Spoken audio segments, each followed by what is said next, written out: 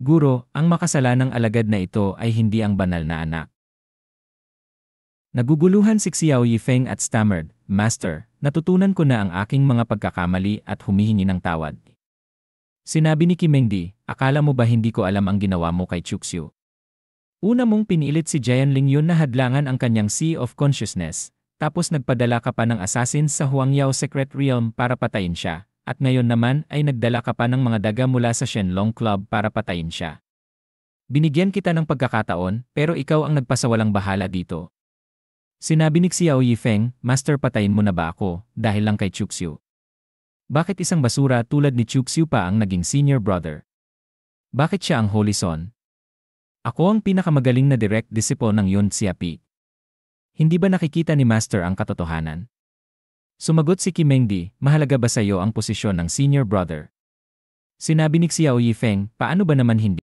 Sa pagiging senior brother, sa pagiging Holy Son, doon ko makakamtan ang kapangyarihang maghiganti para sa mga magulang ko. Master, bakit mo pinapaboran si Chuxiu? Ginawa mong senior brother kahit isang walang silbi siyang basura. Ipinaliwanag ni Kimengdi, noong dumating ang mga monsters sa Qishan District habang ako ay nagpo-cultivate sa Tianqi Kingdom ilang taon na ang nakalipas, bilang mga district guardians, napatay ang mga magulang ni Chuxiu sa pagprotekta sa Mortal Retreat. Bilang pagganti sa kanilang sakripisyo, ginawa ko si Chuxiu bilang unang direct disciple ng Yun Xiapi. Sinabi ni Xiao Yifeng, so talagang natalo lang ako sa anino ng mga magulang ni Chuxiu. Hindi ko talo si Chuxiu. Tumawa siya ng malakas. Sinabi ni Kimengdi, natalo ka dahil sa sarili mong ugali. Hindi mo iniisip ang kapakanan ng iba para sa pansarili mong kapakinabangan, at iyon ang mali. Sinabi ni Xiao Yifeng, Master, kasalanan ko ang magtangkang lumaban kay Chuxiu noon. Pakiusap, iparating mo kay Chuxiu na ang pamilya Viyang sa East State ay may isa sa siyam na secret techniques, ang Z Technique. Bigla, nakaramdam si Xiao Yifeng ng isang bagay sa kanyang dibdib, bumuga ng dugo, at bumagsak sa bukirin. Iniisip ni Chuxiu, patay na siya. Hindi yata. Hindi papatayin siya ni Master. Bahala na, tatanungin ko na lang si Master mamaya. Sa isang eksena sa Qingming Town, ang ikapitong prinsesa ng Great Ming Empire, si Zhu Ziyu, at ang kanyang mga kasama ay pinasaya ng isang mang-aawit na nagngangalang Taimi, habang sila ay lahat ay tumatawa. Sinabi ni Chuxiu, matapos makipagkita kay Elder Mo sa Qingming Town, nalaman namin na wala namang malaking galaw mula sa mga monsters, tanging isang mahina na Tiger monster lang ang nagiging sanhi ng gulo. Ang mga bali-balita mula sa mga tao sa bayan ay nagpasimuno ng mga hindi tamang impormasyon na unti-unting naglaho ang mga detalye. Dapat ito ay plano ni Xiao Yifeng upang ilihis ang atensyon ni Elder Mo mula sa aking posisyon. Hindi lang niya alam na si Master ay palaging nasa aking tabi. Bigla, tumingin siya sa malayo at iniisip, narito na si Master. Pagkatapos, pumasok si Kimengdi sa kanyang silid. Hinawakan ni Chuxiu ang mga kamay ni Kimengdi at tinanong, anong nangyari? Bakit parang malungkot ka? Sumagot si Kimengdi, patay na si Xiao Yifeng. Nabigla si Chuxiu. Bigla lang patay siya. Anong nangyari? Isang malupit na boses ang bumulong, kekeke tanga ka, Master. Sinabi ni Kimengdi, mahabang kwento ito. Ipapaliwanag ko na lang sa iyo mamaya. Pero, bago siya mamatay, sinabi niya na iparating ko sa iyo na isa sa mga legendary 9 secret techniques, ang Z Technique, ay nasa kamay ng kanyang kaaway, ang pamilya Aoyang sa East State. Iniisip ni Chuxiu, ang taong ito nag-set up siya ng bitag bago siya mamatay. Pero kailangan ko ring pasukin ang bitag na ito. Umupo si Kimengdi at tinanong, pupunta ka ba sa pamilya Aoyang upang kunin ang Z Technique? Biglang hinalikan ni Chuxiu si Kimengdi, na nagulat si Kimengdi. Nagdeklara si Chuxiu, pupunta ako upang maghiganti para sa junior brother. Ang pamilya Aoyang sa East State ay kaaway niya, kaya't kaaway ko rin sila. Ngayon na siya ay pumanaw na, natural lang na responsibilidad ng senior brother na gawin ito para sa kanya. Magkaibigan kami, di ba? Sumagot si Kimengdi, wala ni isang katotohanan ang lumabas sa bibig mo. Nagprotesta si Chuxiu, paano mangyayari yon? Noong sinabi ko sa iyo na gusto kita, hindi ba't agad na nangyari? Kasinungalingan ba yon? Sumagot si Kimengdi, ble, tumahimik ka. Mag-ingat ka, baka pati ikaw ay tapusin ko ngayon din. Biro ni Chuxiu, baka sa kamay. Nagbabala si Kimengdi, takauloob na disipulo, tumigil ka sa kalokohan. Talaga bang pupunta ka sa East State? Hindi biro ang pamilya Aoyang. May dalawa na silang cultivators sa peak ng Low Saint Stage. Kung walang tulong mula sa Holy Grounds, mahirap silang labanan. Tiwala na sinabi ni Chuxiu, hindi, may paraan ako. Kinuha niya ang isang libro at sinabi, magandang master ko, medyo gabi na. Oras na para magturo ako sa'yo. Sumigaw si Kimengdi, umalis ka, huwag mong hawakan ako. Bigla silang nadapa at napansin ni Kimengdi ang sakit mula sa pagkakadapa. Humiga si Chuxiu sa likod ni Kimengdi at isang multo ang biglang namula, may dugo na tumulo mula sa ilong habang ang kanyang mga mata ay naging malabo. Pagkalipas ng 2 minuto, binuksan ni Chuxiu ang bintana at iniisip, naka-unlock na naman ako ng bagong impormasyon dahil kay Master. Ang buhay ay puno ng walang katapusang kasiyahan.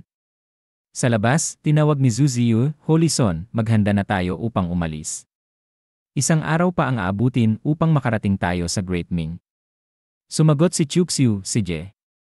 Ilang oras ang lumipas, sa hangganan ng Great Ming, maraming sundalo ang nagbabantay sa pasukan. Isang tao sa kabayo ang naghihintay sa kanilang pagdating. Ipinahayag ng saksi, ang panganay na anak ng Great Ming Northern King, si Zhu Yunfei, ay narito upang tanggapin ang Holy Son para sa ngalan ng aking ama at ng royal family ng Great Ming. Iniisip ni Zhu Ziyu, hindi nagsugo ang kapatid ko ng kahit sinong kamag-anak ng royal family upang tanggapin ang Holy Son, pero itong taong ito. Paano siya naging ganun ka-distracted? Nagbati si Zhu Yunfei, pinapaabot ko ang pagbati ko kay elder mo at sa Holy Son. Isang sundalo ang tumingin kay Chuxiu at sinabi, ang gwapo ng batang iyon, siya ba ang Holy Son ng Taisu? Sumagot ang kanyang kasamahan, tulad niya ng inaasahan mula sa mga elite na pinalaki ng Holy Grounds, ang kanyang aura ay kahanga-hanga. Sinabi ni Zhu Yunfei, pwede bang sumunod ang Holy Son sa akin? Iniisip ni Zhu Ziyu, nandyan siya upang i-intercept. Hindi ko pwedeng payagan yon.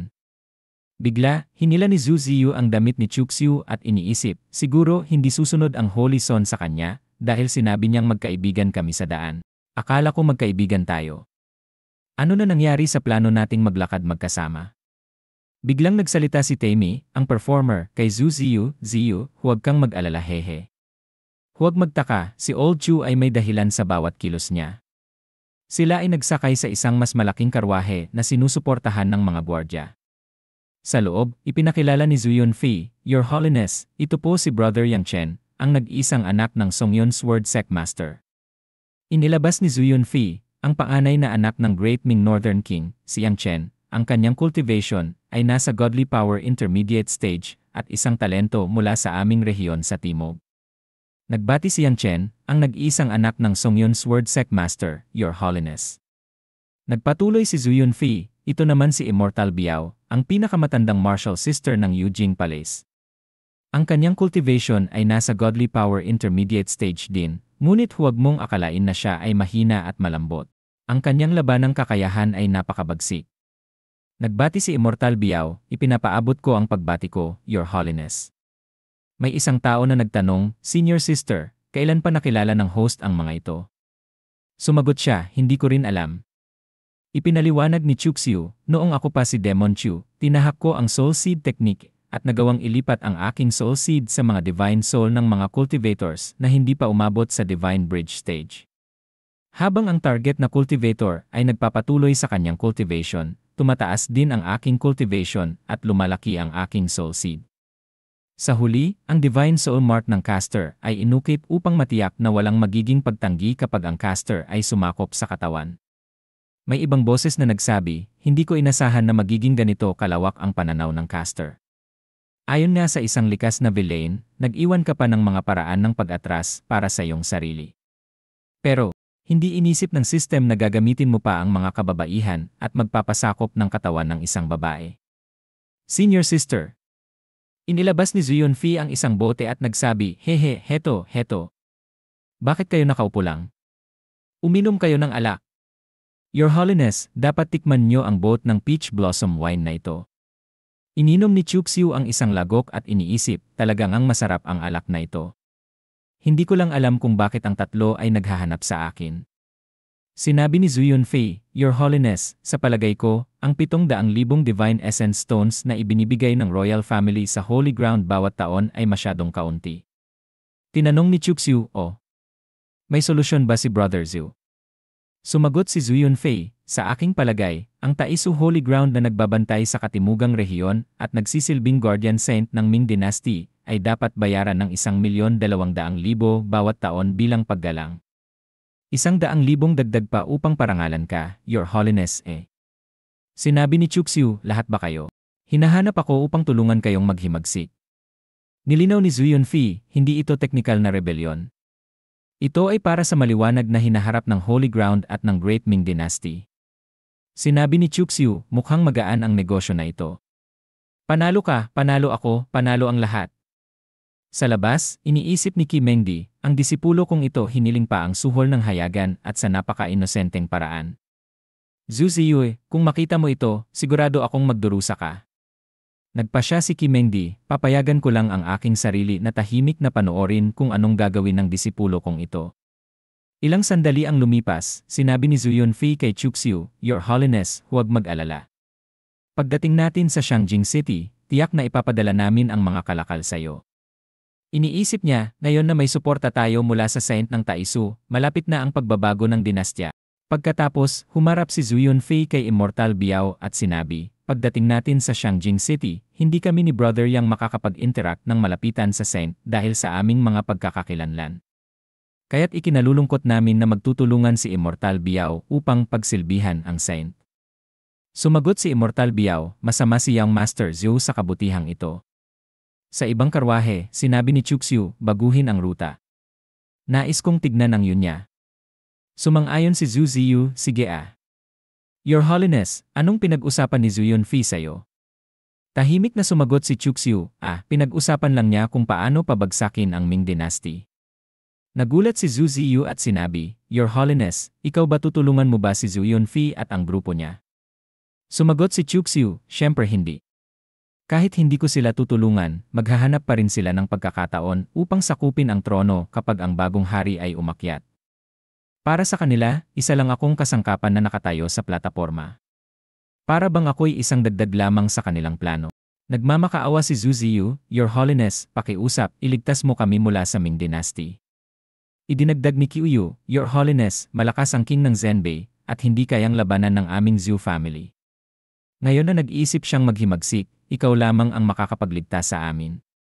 Sinabi ni Chuxiu, Ziyu, may paraan ako upang matulungan kayo sa sitwasyong ito, at matatanggal din ang cancerous tumor na ang Zhu family pero may ugali akong magsagawa ng makatarungang palitan. Kung tutulungan kita, paano mo ako babayaran? May isang nagsabi, anong klaseng pagkatao? Ang host ay masyadong tuso. Hindi ko inisip na magta-trade ka sa magkabilang panig, isa-isa. May isa pang boses na nagsabi, ang ganitong antas ng walang kahihiyan ay nagbigay sa iyo ng breakthrough points, 200. Nag-aalangan si Zhu Ziyu, ay ipinangako ko sa iyo. Tahimik at nagulat si Qi Mengdi. Sinabi ni Tammy, senior sister. Bigla, tinapik ni Chuxiu ang noo ni Zhu Ziyu at sinabi, anong iniisip mo? Sumagot si Zhu Ziyu, hindi ba gusto mo? Sinabi ni Chuxiu, saan ka nagpunta sa iyong mga iniisip? Pagkatapos, iniisip niya sa sarili, wala man akong pagpapahalaga sa sarili ko, hindi ko hawakan ang mga junior ng aking sariling babae, lalo na't ang kanyang tiyahin ay namatay para sa akin. Iniisip ni Qi Mengdi, ang batang ito, bata pa siya, pero bakit hindi pa niya natutunan na mahalin ang sarili? Bakit hindi siya matutong magpakabait tulad ko? Sa Yunya Peak, sinabi ng trooper, Young Master, narating na natin ang Yunya Peak. Sinabi ni Zhu Ziyu, Your Holiness, maaari mong tignan ang paligid. Si Ziyu ay magpapaalam na. Sumagot si Chuxiu, sige, mag-report ka na sa iyong royal father o kapatid. Pagdating sa presyo, ako na ang makikipag-usap sa kanila. Sinabi ni Zhu Ziyu, magpapadala ng salita. Maraming salamat, Your Holiness, sa pagiging handang tulungan ang aming royal family. Sinabi ni Chuxiu, walang anuman. Lahat tayo ay nakakamtan ang gusto natin, yun lang. Ilang sandali ang lumipas, habang naglalakad si Chuxiu sa bundok, napansin niyang walang mga palatandaan ng magaspang na ibabaw ang bluestone na ito. Tiyak dahil sa patuloy na pag-upo ng mga tao dito upang mag-cultivate. Bigla niyang napansin ang isang tanda sa bato at narinig ang isang boses na nagsabi, maliit na tao, alam ko na hindi ka mahulog. Naisip ni Chuxiu, ang boses na ito kay Zhu Biao ito. Bigla, isang espiritu ang lumabas mula sa bato. Sinabi ni Zubiyue, sa huli, ikaw ay mas tuso at mas takot sa kamatayan kaysa sa sinuman. Huwag mo akong tanungin kung saan ako pupunta. Ang tanging alam ko ay pupunta ako sa isang lugar na tinatawag na Honghuang. Malayo yon at maaaring hindi kita makita muli sa buhay na ito. Kung magkakaroon ka ng pagkakataon, alagaan mo ang Zhu family para sa akin. Utang ko sa kanila yon. Huling mensahe, ikaw na masama, iniintindi kita. Dahan-dahan siyang nawala. Naisip ni Chuxiu, Honghuang na naman. Ano ba talaga ang lugar na yon? Kung ang pagdaan sa Stone Realm ay nag-aalok lamang ng 3 buwan sa Honghuang, paano kaya nagawa ni Zubiyue na hindi na kailangang bumalik? Biglang sinabi ni Kimengdi, nakita mo ba ang Divine Thought Mark kanina? Hindi ko ito naramdaman. Paano mo nalaman na may markang nakatago sa Blue Stone na yon? Sumagot si Chuxiu, naramdaman ko ito nang mahawakan ko. Kung hindi, paano mo akalaing nagawa ko yon? Tanong ni Kimengdi, bakit ka nga ba pumunta sa niya? Sumagot si Chuxiu, bakit ka ba tanong ng tanong? Naghahanap ka ba ng sakit? Sinabi ni Kimengdi, ikaw villainous disciple. Bigla, hinawakan ni Chuxiu ang kanyang kamay at ipinuwesto siya sa kanyang kandungan. Master, sa maganda nating oras na ito at sa tanawin, tamang-tama para turuan mo ako ng isang leksyon. Napasigaw si Kimengdi, villainous disciple. Anong balak mong gawin sa harap ng araw? Pinaglapit siya ni Chuxiu. Tatahimik kita mamaya. Ngayon, sumunod ka sa akin. Tanong ni Kimengdi, saan? At dito na nagtatapos ang video natin ngayon. Maraming salamat sa panonood, sobrang na-appreciate ko kayo lahat. Kung nagustuhan nyo ang content, huwag kalimutang i-like at mag-subscribe para hindi nyo ma-miss ang susunod na mga videos. May gusto kayong sabihin o may tanong? Mag-comment lang sa baba, gusto kong marinig ang opinyon nyo. Hanggang sa susunod, mga kagoto. Stay awesome, stay curious, at kita-kits sa next video.